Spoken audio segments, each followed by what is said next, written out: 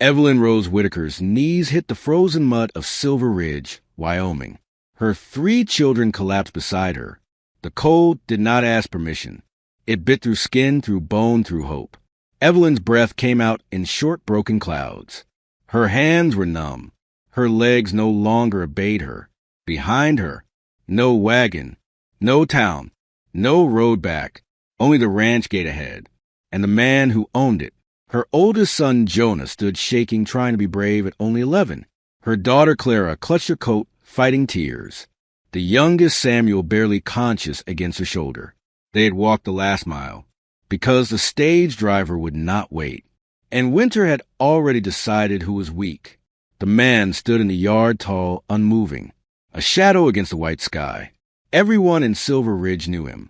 Ethan Cole, the rancher who lived alone, the man who had buried a wife and buried the rest of his heart with her, the one who sent away every woman who ever knocked on his door. Evelyn lifted her face. Her lips cracked, bleeding. "Please," she said. "I will work. I will scrub floors, freeze, fields break my back. Just do not let my children die in this cold." The wind answered first, howling across the plains. Ethan Cole did not move. His eyes were the color of steel clouds. Empty, tired, dangerously quiet. He had heard these words before. Promises, desperation, hope dressed as strength. He had said no every time. Another woman, another winter, another reminder of what he lost. But then the smallest child coughed, a thin, broken sound. Samuel's head fell back, his lips turning blue. Evelyn dropped to her knees again, not from weakness, from surrender. "Please," she whispered, "I do not need kindness. I need time." Something shifted, not pity, not mercy, recognition. Ethan saw his wife the night she never came home, saw the snow, saw the body he had carried, saw himself begging the sky for one more breath. He exhaled slowly. "I am not hiring," he said. Evelyn nodded. "I know." She pulled the children closer, already preparing to walk again, already preparing to lose. Then Ethan spoke again, quiet, low. "Another winter alone. Or a wife." Evelyn looked up sharply. "A wife," she echoed. "A contract," Ethan said. "Not love, not comfort. Survival. You work. You stay. The children stay. Come spring, you are free to go." Evelyn searched his face. Not for romance, not for safety, for truth. And she found it. A man more broken than she was. "I do not belong to anyone," she said. "But I will stand beside someone if it keeps my children alive." Ethan stepped aside. The house was warm, the fire already burning. "Come inside," he said, and for the first time in 8 winters, Silver Ridge saw light in Ethan Cole's windows. Winter had met its match. The door closed behind them, not loudly, just enough to keep the cold out. Warmth hit Evelyn like a wave. Her knees nearly gave way again, but this time not from cold. The house smelled with smoke and old loneliness. A single fire burned steady, maintained out of habit, not comfort. Ethan moved first, not toward her, toward the stove. "Sit," he said, voice rough from disuse. Evelyn lowered herself slowly. Jonah helped Clara. The youngest Samuel barely stirred. Ethan watched it all, not with kindness, not with cruelty, with distance. "You have one night," he said. "The boy needs heat. Tomorrow we talk work." "That is enough," Evelyn answered. She wrapped Samuel closer, rubbing his arms, breathing warmth into him. Minutes passed. The fire cracked. The wind scratched at the walls. Jonah broke the silence. "Thank you, sir." Ethan stiffened. "Do not thank me. This is not charity." Jonah nodded. "I know. My mama says work earns shelter." Ethan glanced at Evelyn. She met his eyes calmly. "I teach them honesty," she said, "even when it hurts." "Good," he replied. "You will need it here. Later, after soup warmed bellies and color returned to cheeks." Ethan spoke again. "You sleep in the back room. Beds are clean. Do not touch my things." Understood. That night Evelyn did not sleep. She lay awake listening. The house groaned. The fire sighed. And Ethan walked the floors until dawn. He stopped once outside her door, hand raised, then lowered it. He turned away. Morning came hard and gray. Ethan was already outside. Jonah followed him instinctively. "You strong?" the man asked. Jonah swallowed. "Yes, sir." Ethan handed him a shovel. "Then prove it." Evelyn watched from the doorway. Fear and pride tangled in her chest. She worked too, scrubbed floors, mended torn cloth, cooked without complaint. Clara helped quietly. Samuel slept near the fire. By noon, Ethan noticed something. The house felt different. Not louder, not softer. Alive. Evelyn hummed while she worked. Soft, almost forgotten songs. "Why did you come here?" Ethan asked suddenly. Evelyn did not stop working. "Because winter does not care if you are good," she said. "Only if you are prepared." Ethan said nothing. That evening, as snow thickened, Samuel woke crying. Evelyn rushed to him, but Ethan was already there, holding the boy awkwardly. Terrified. "He is burning," Ethan said. "Fever," Evelyn answered. "I have seen it." She guided his hands, showed him how to hold, how to comfort. Ethan followed every word. "Why do you know this?" he asked. "I have buried people," she said. "I learned to save who I could." That night, Ethan stayed by the fire, Samuel breathing steady, Evelyn sleeping nearby. He stared into the flames. For the first time in years, he wondered, what if winter did not have to win? The storm outside did not stop. Snow pressed against the walls like it wanted inside. The ranch felt smaller with every passing hour. Evelyn moved quietly through the house, careful not to disturb the fragile peace. She swept, she cooked, she stitched torn cloth by the fire. Ethan watched without meaning to. From doorways, from corners, from a distance he pretended was choice. The children adapted faster than either adult. Jonah woke before dawn every morning, waiting by the door, boots on, hands ready. Ethan noticed. "You do not have to prove yourself," the man said. Jonah shook his head. "I know, but I want to." Something about that answer settled deep in Ethan's chest.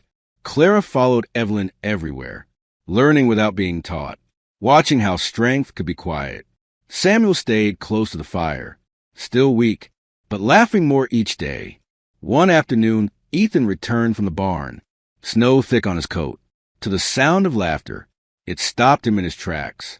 Not loud laughter, not careless, the careful kind, the kind that had once lived in this house. He stood frozen until Evelyn noticed him. "Sorry," she said softly. Samuel told a joke. Ethan nodded, said nothing, but did not leave. That night, Evelyn found him staring at the old mantel, at the space where something once stood. She did not ask, did not touch. Lost needed room. Days passed. Then another storm, this one harsher.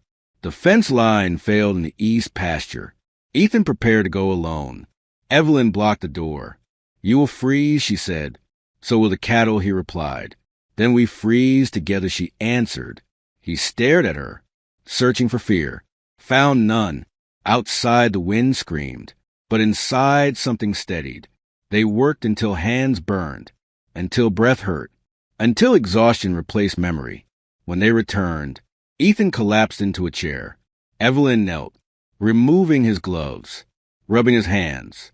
He flinched at first, then did not. "I do not remember the last time someone stayed," he said. Evelyn did not look up.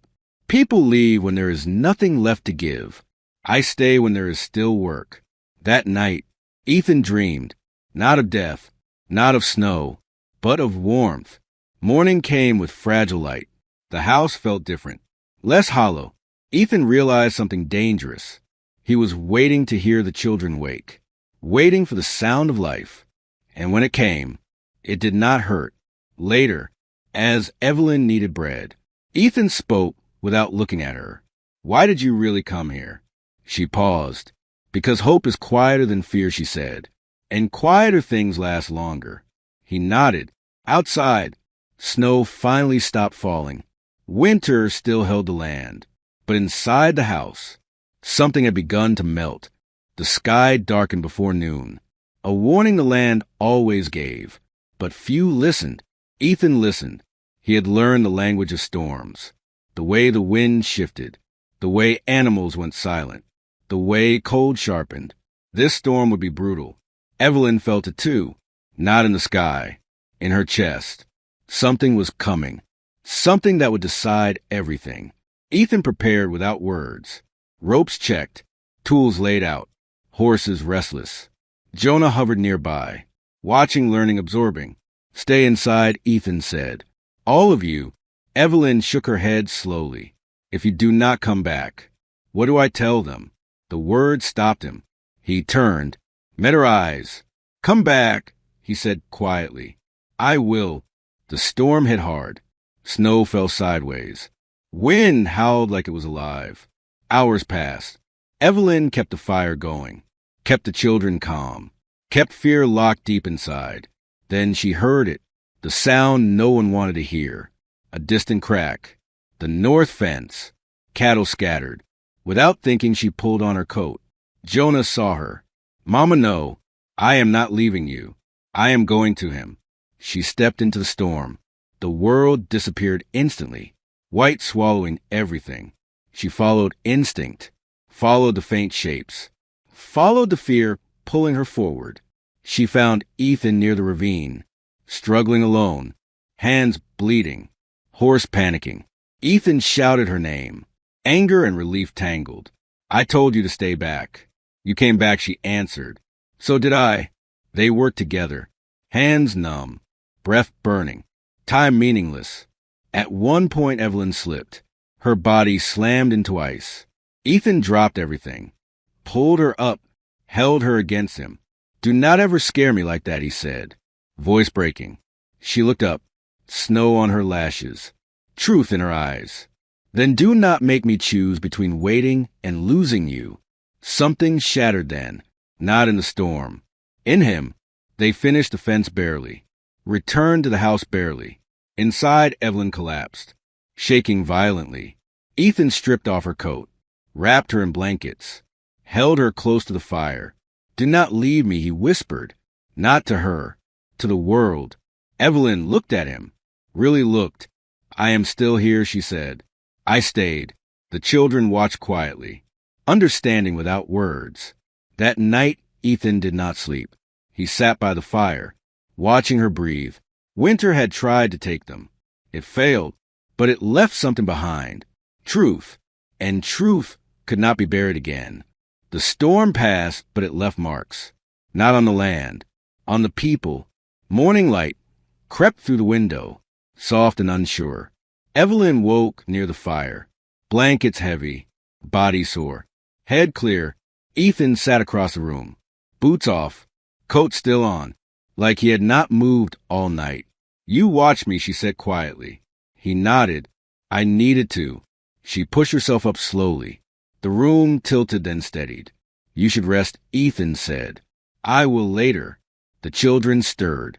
Jonah first, always first. He looked between them, something unspoken settling in his eyes. The days that followed felt different, not easier, but warmer. Ethan no longer disappeared into silence. He spoke more, asked questions, listened. Evelyn noticed a change in small ways. An extra log added to fire, a chair pulled closer, a question asked before nightfall. "Why do you hum?" he asked one evening. She smiled faintly. "It keeps the dark away." He nodded, as if filing the answer somewhere deep. Spring tried to arrive, failed, tried again. Mud replaced snow. Cold lingered but softened. Ethan found himself thinking ahead, a dangerous thing. He watched Jonah mend fence. Clara chase chickens. Samuel laughing in the dirt. The ranch looked alive. One night by the fire, when the children slept, Evelyn spoke. "When spring truly comes, will you ask us to go?" Ethan did not answer at once. "I told myself I would," he said. "Every day." "But you have not," she replied. "No." Silence stretched. "I am afraid," Ethan admitted. "Afraid that if I let myself want this, it will be taken from me. Evelyn leaned forward, hands resting on her knees. Wanting does not cause loss, she said. Loving does not summon death. He looked at her, pain raw. It did once. She did not argue. She only said, that does not mean it always will. He stared into the fire. If you stay, it will not be as a bargain, not shelter, not debt. She nodded. I know. It will be as choice, he finished. Evelyn breathed slowly. I stayed through storms, she said, through hunger, through fear. I will stay through truth too. Something eased in him then. Days grew longer. Light stayed later. The children noticed first. Mama, he is smiling, Jonah whispered one morning. Evelyn glanced outside, saw Ethan laughing at Samuel. Really laughing. She smiled too. The ranch began to feel like home, not just survival. Ethan repaired what had been broken for years. Not fences, himself. One afternoon, he stood at the hill where winter had taken his wife. He did not speak. He did not cry. He only stood. That evening, he spoke to Evelyn. I thought staying alone honored the dead, he said, but it only kept me buried with them. She touched his arm gently. Living honors them more. He nodded. That night, for the first time, he slept deeply and dreamed of spring. Spring did not arrive all at once. It came in pieces. A bird returning, mud drying, green pushing through brown. Ethan noticed everything, because for the first time in years, he was looking. The ranch breathed again. So, did he? Evelyn stood at the window one morning, watching the children outside, Jonah guiding Samuel, Clara laughing freely. No fear in her voice. It still surprised Evelyn. That sound.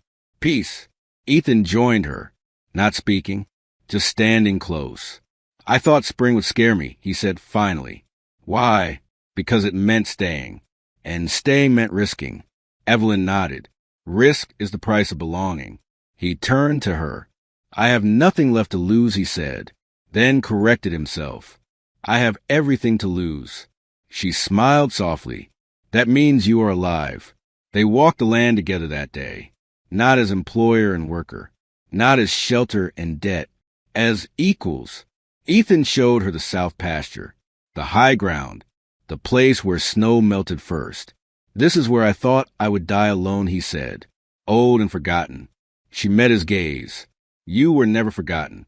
You were waiting. That night, Ethan cleared the small space beside the grave, not replacing, not erasing, just making room. The children watched quietly, understanding more than words. Later by the fire, Ethan spoke. You stayed when leaving would have been easier. Why? Evelyn answered without hesitation. Because love does not arrive loud. It arrives steady. He closed his eyes. Then stay, he said, not as agreement, not as bargain. As my wife, Evelyn did not cry. She did not gasp. She breathed out slowly.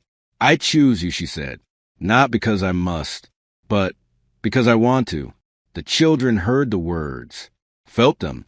Jonah smiled like a boy again. Samuel clapped without knowing why. Clara ran forward. Does this mean we are home? Ethan knelt, met her eyes. Yes, the wedding was simple, witnessed by land and sky. No promises spoken, only truth lived. Summer followed, then fall. The ranch thrived. So did they. Ethan laughed easily now.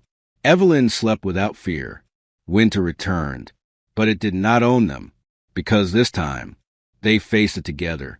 And winter learned that love chosen freely is warmer than any season.